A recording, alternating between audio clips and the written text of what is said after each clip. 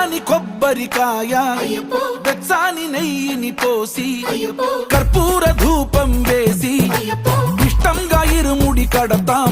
నువ్వు ఎత్తుకుంటే చాలు ఎన్ని పూనకాలు కంఠమెత్తి పాడుకోగా కన్యస్వామి కదిలిరాగా ఇరుముడి కట్టు కట్టు కట్టు కట్టు కట్టు ఇరుముడి కట్టు ఎక్కు ఎక్కు ఎక్కు ఎక్కు సారి మల్ల ఎక్కు.